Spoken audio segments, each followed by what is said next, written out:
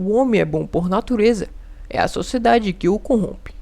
Será que de fato essa frase do filósofo Husserl é verdade? Bom, até hoje discutimos sobre isso, mas o que de fato essa frase tem a ver com o filme que a gente vai falar agora? Bem-vindo ao canal Motivacional. Meu nome é Caio, sente-se confortavelmente e relaxe. Vamos para o vídeo. Hoje falaremos sobre a história do filme O Senhor das Moscas. Inclusive, se você nunca assistiu, eu recomendo demais. Bom, vale lembrar que esse filme é uma adaptação do livro O Senhor das Moscas, do escritor e autor William Golding, ganhador do Prêmio Nobel. O livro O Senhor das Moscas é um romance e foi lançado em 1954. A inspiração de William escrever O Senhor das Moscas foi após a Segunda Guerra Mundial, durante o qual os nazistas exterminaram 6 milhões de judeus, e a União Soviética, logo após a sua revolução, transformando-se em uma ditadura sanguinária, e os Estados Unidos lançando 2 bombas atômicas sobre o Japão.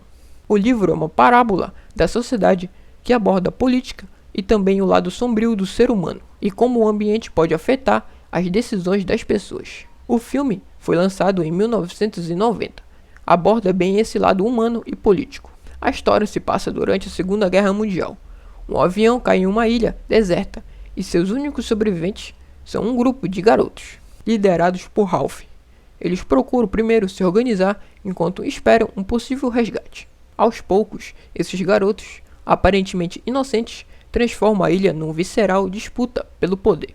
Bom, aqui a gente consegue identificar o lado político e interpretativo dos personagens, aonde conforme o convívio e a sobrevivência na ilha, os garotos têm opiniões diferentes sobre o ocorrido e o que eles devem fazer na ilha dali pra frente.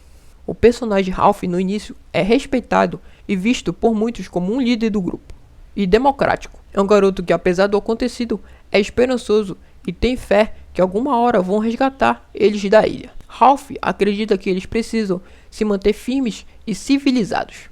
Já o Jack é mais racional e autoritário. Ele tem uma facilidade de persuadir os garotos. Jack acredita que a força física e bélica é essencial para a sobrevivência do grupo e que eles precisam se adaptar à nova vivência, mesmo que isso torne-os selvagens. Ao longo da trama, vemos que existem 2 lados totalmente influentes sobre quem de fato é o certo da história. Mas até então, Ralph é o líder do grupo. Mas os talentos de Ralph de sobrevivência não servem a nenhum propósito para pôr em prática na selva. Jack, por outro lado, já era mais ágil. Jack agrupa ao redor de si um grupo de caçadores para explorar a ilha. A natureza bélica de Jack se faz presente em todo momento. Primeiro, ele reúne seu pequeno exército de caçadores, simbolizando a violência e o mal. E lentamente, por ser mais prático, vai roubando e minando a liderança de Ralph. Os outros garotos começam a ver Jack como um novo líder, e que de fato ele está falando a verdade. Aqui vemos drasticamente que o uso da violência extrema é incorporado de forma natural e espontânea, anulando-se o uso de palavras como mecanismos diplomáticos de entendimento entre os jovens, ao ponto de eles não usarem o diálogo como uma forma de entendimento, mas sim o uso da violência para resolver as coisas. Ao longo do filme, vemos que o grupo de Jack está totalmente selvagem e sem nenhuma piedade, apesar de muitos garotos ainda não saberem qual de fato é o lado correto e da onde ficar. Aqui é uma parte importante porque vemos a moral dos personagens e levanta uma reflexão. Até onde você vai pela ética e moral para sobreviver? Vimos isso em alguns personagens que, apesar de sua escolha entre os lados, eles ainda ficam indecisos e o que de fato é correto a se fazer. Ralph e o Pig, como é conhecido, são os únicos que não concordam com a política de se viver de Jack.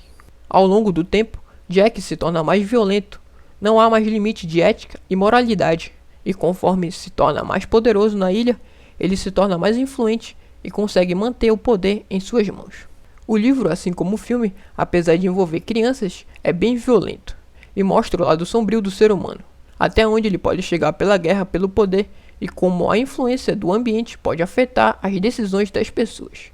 Não sei se você já se perguntou por que crianças e não adultos nessa história.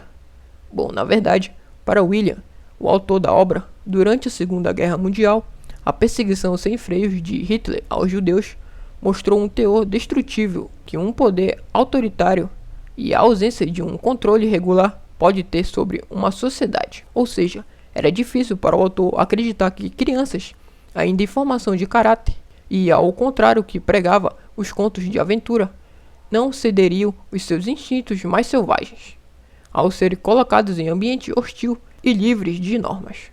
Vimos durante a Segunda Guerra a ascensão de Hitler no poder, que a ideologia nazista entre as crianças e adolescentes era algo comum e normal.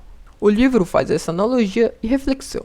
Aqui fica claro, será que os fins justificam os meios? Ou o homem é bom por natureza e é a sociedade que o corrompe? Fica a reflexão, lembrando que em momento algum o livro ou o filme tem uma pegada de certo ou errado, mas sim mostra os dois lados da moeda, em que você, o leitor por conta própria, reflita sobre o assunto, e mostra que muitas das nossas decisões são influenciadas pela nossa vivência, quase como um loop infinito. Bom, espero que tenham gostado do vídeo. Vale a pena você ler o livro e assistir o filme. Eu recomendo demais.